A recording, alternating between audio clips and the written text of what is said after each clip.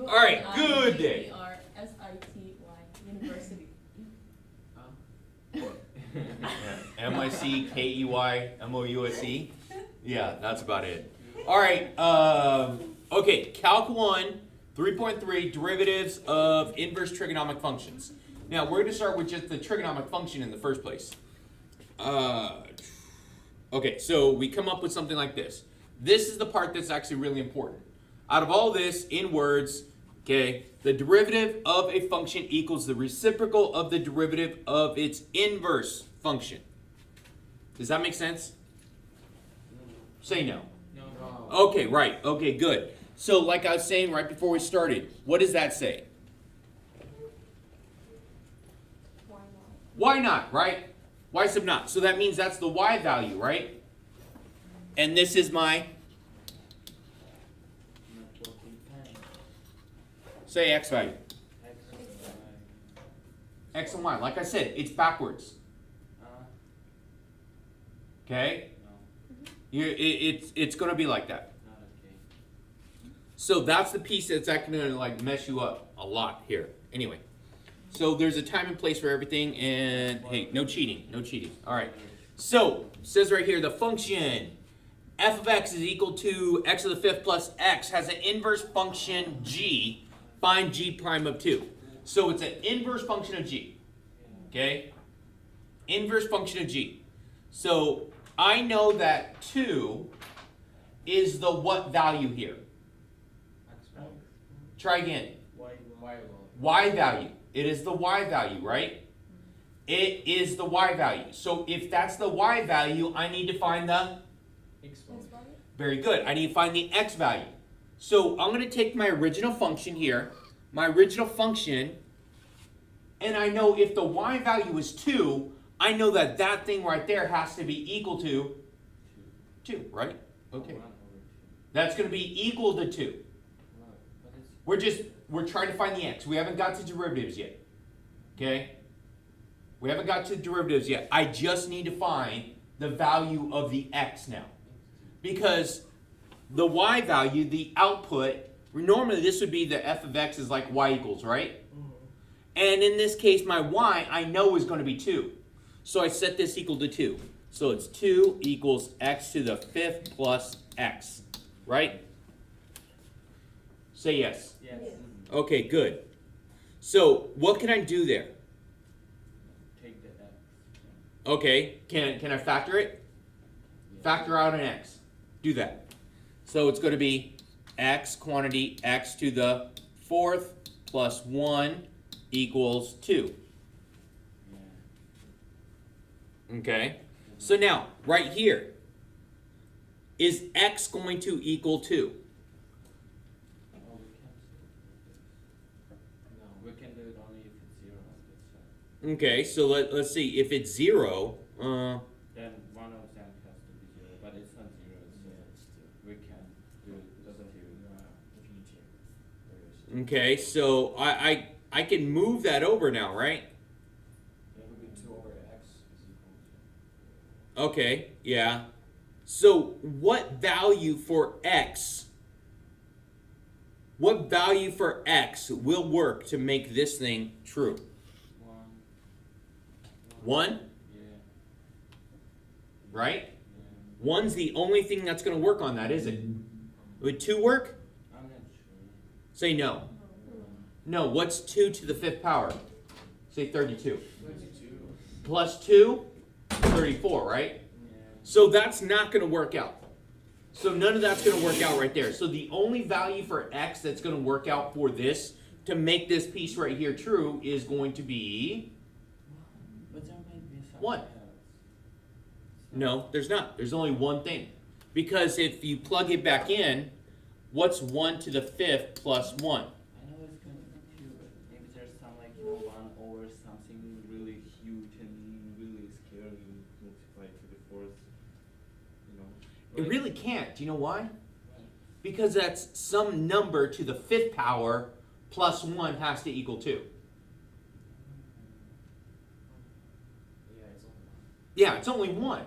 It's not really a proof. It's if you put something It's not- smaller than 1, it will be like. I know, but still, it's like not. Okay, so now here, let me prove this graphically. No, it's only 1. I'm gonna prove this graphically now. It's only 1, but it's like you're like saying, oh, I'm saying it's 1. No, it's logically, And it's it's down. logically only 1. All right, so we have x to the 5th plus x. You can just Right here, I have x to the 5th plus x, right?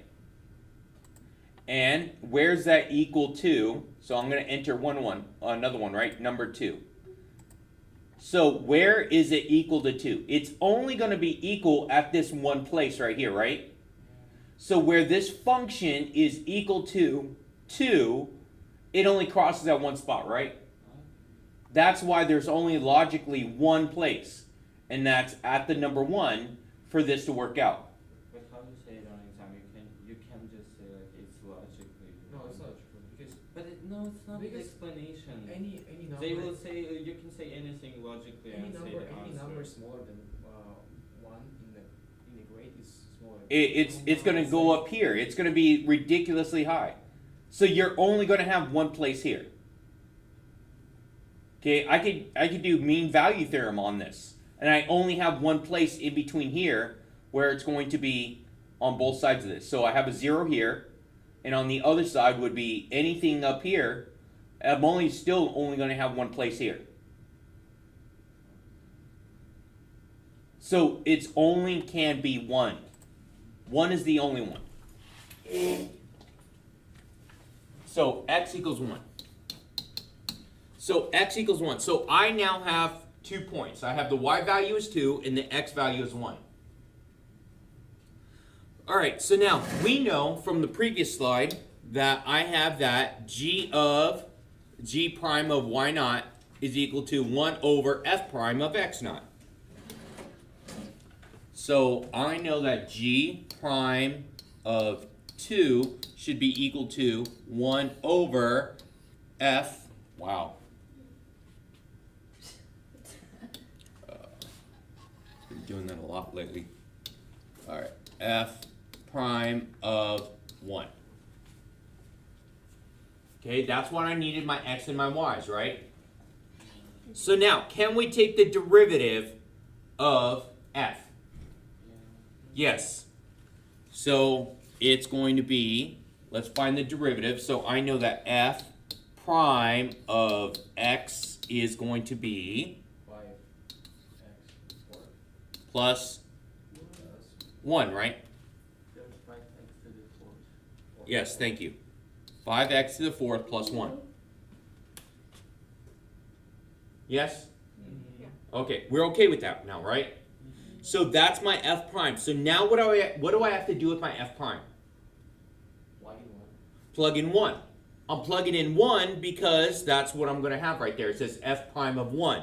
So now if I plug in 1 here, that's going to be 1 to the 4th is 1, right? So 5 times 1 is 5 plus 1 is 6, right? So now this is going to give me 1 over 6.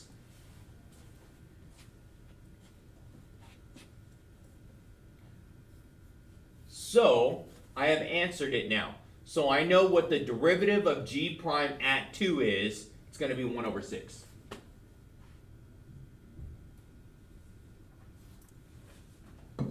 Does that make sense? Yeah. All right.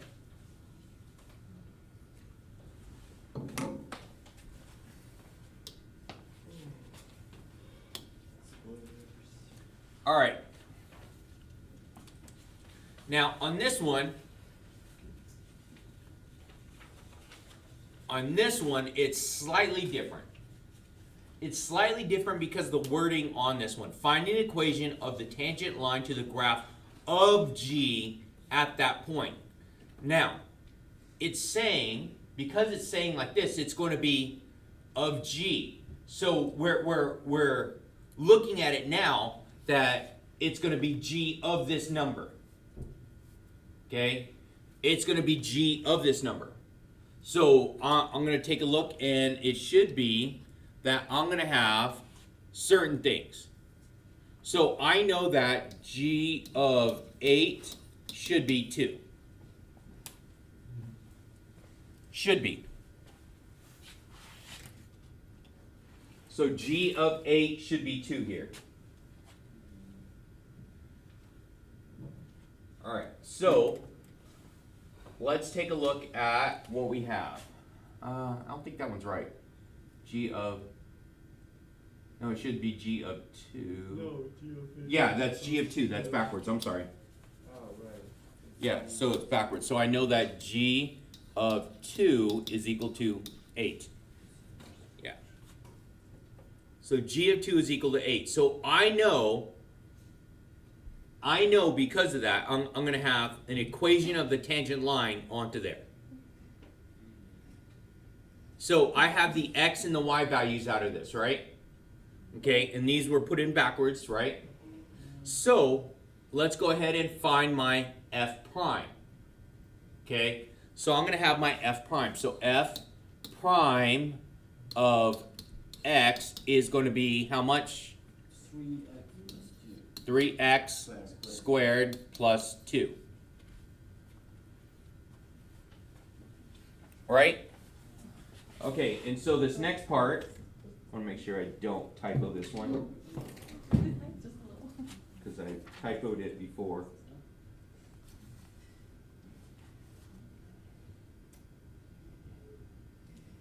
Yeah, okay, so now we're finding the derivative.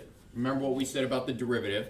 So on this one, it's going to be, because it's finding it at this point, it's going to be g prime of the y value, right? The y value is what?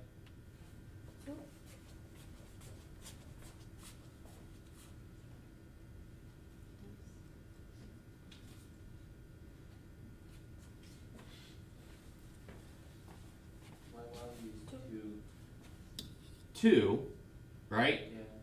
But in this case, because the way that it says, at this point right here, we're finding the derivative at this point, it's going to be of 8. Because it's asking at that. So this time it's not giving this from the f, they're giving it from the g. They're giving it from the g because they're saying it like this. So now it's going to be g is of this. So this is 8. Okay. Is going to be equal to 1 over f prime of 2.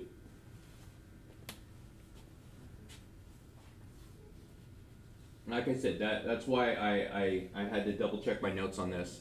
Because this one, it's saying, because the way it's saying it like this. But 8 is x and 2 is. Yes, that's at the function, right? We need to find That's x, of the function, right? but we need to find the y. We need to find a Oh, equation no. of the x. Okay, so let's look. Look at this carefully. That says g of 2 is 8, right? Yeah. Right? Yes. Okay, g of 2 is 8. But I'm plugging it. This is g, but shouldn't that be f? Oh, yeah. Because we plugged it into the f, right? Didn't we plug it into the f? Yes? Yeah. Yeah, we plugged that into the f. We didn't plug it into the g, did we? So f of 2 is 8. Okay, so therefore, working it backwards, so that would be saying g of 8 is 2. Okay, there's backwards. Are you guys okay with that? So f of 2. What is f of 2? 8.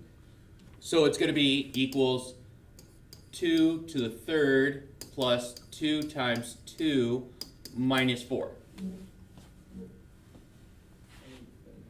That's going to give me 8, right?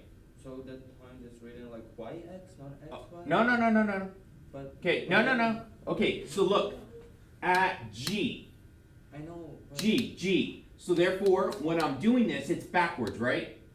So g of 8 is 2. Because this is backwards because it's asking for g now, right? Yeah, I know, but the point is written like xy. y and we are plugging You're in. right, it's asking for x, y, isn't But it? why we're plugging in y in f of x when there needs to be x Yeah, because plus this y? is inversion function. So it's like the point of function of g, not Oh, of okay, look, we're talking about two different things. What's f of 2? 8. F of 2 is 8, right? Yes. And so therefore g of 8 is 2, right? Yes. Because we're doing the inverse. I'm flipping them backwards. Two different functions. Okay, it's a different function. This one is g, where this up here says it's f. Still no? It was kind of like the Y and then. Yeah, we're switching the x and the y's. I've got it, but why we like switched it on the beginning and then switch it back to the normal? No, because I wrote this as g instead of f. Made a mistake. Because, yes, I made a mistake. I wrote it as g instead of f, and that's why I'm correcting it. Because if I plug in 2 here, right? If I plug in 2 here, I get 8, don't I? Yes. So that means that there's a 2 there, isn't it?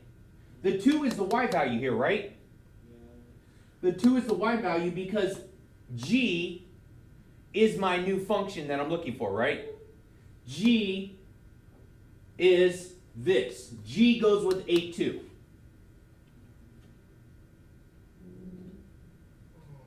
No? Maybe.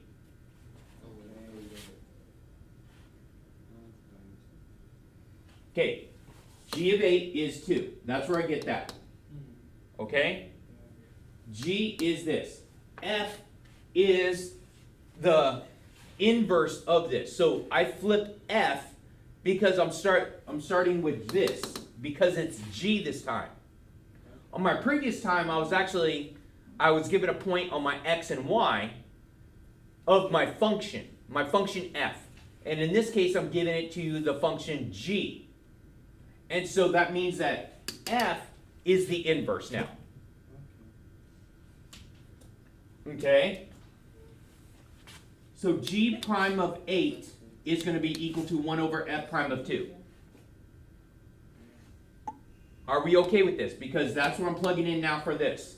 And so now for this, I find the derivative of F.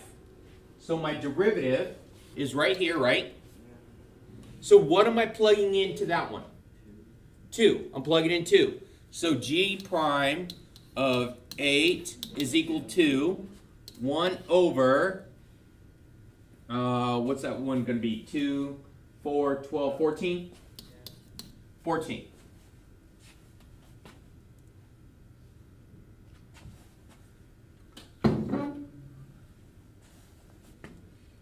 Okay, so now what does that G prime represent? That's the M, right? That's my slope. And I'm looking for the equation of the tangent line. So my equation of the tangent line should always be y minus y1 equals m quantity x minus x1.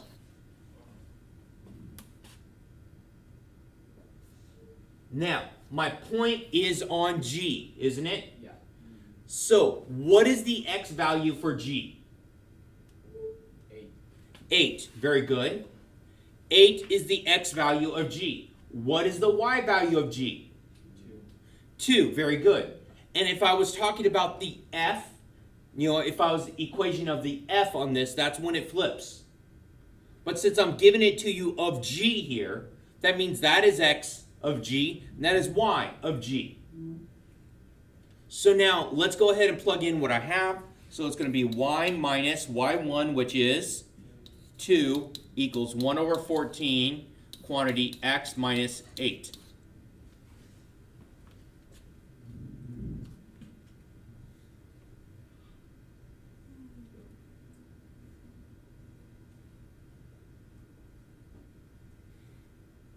All right, so we need to turn this into y equals, so I have my equation. So it's going to be y equals 1 over 14 x minus, 8 over 14. I'm not going to reduce yet. And then it's going to be plus, remember I'm going to add that 2 to both sides, right? And so if I want common denominator, to make this a little bit easier, what am I going to say that 2 is? Yeah, 28 over 14. Because 28 divided by 14 is still going to be my 2 value, right? But it's just going to have a common denominator. So it's going to make that a little bit easier. So 2, so it's going to be add 28 over 14. So by setting it up like this, and when I'm adding, subtracting, I'm trying to make my common denominators the same. I could go ahead and add these together now, right? So I can combine those together. So it's a negative 8 over 14 plus a positive 28 over 14, which is going to give me 20 over 14, right? And will that reduce? 10 over 7, right? Okay, so I'm going to get y equals 1 over 14x plus 10 over 7. And that is the equation of the tangent line to G. Where did the 14 come from? The 14? Okay, so 1 over 14. Are you okay with 1 over 14? No, right here, 1 over 14. So now right here, when we did this right here, right? Back from my original function, it was g prime of 8 is equal to 1 over f prime of 2, right? So now, I have f prime here now, right? Right here. Here's f prime, right? Yeah? Okay, so now we're plugging in 2 for that. So 2, so it's going to be 2 squared is 4 times 3 is plus 2 is 14. So that's where I get the 1 over 14. All right, make a little bit more sense? All right, so I'm going to leave the rest of this off for Monday. Okay, I want to give you guys time to actually work on some of these problems. There's only 2 slides left. Yes, and guess what? They're not the easiest things we have. Look, you got this one. Yeah, wait. Okay, you have all of this. And then we have all of this. Yeah.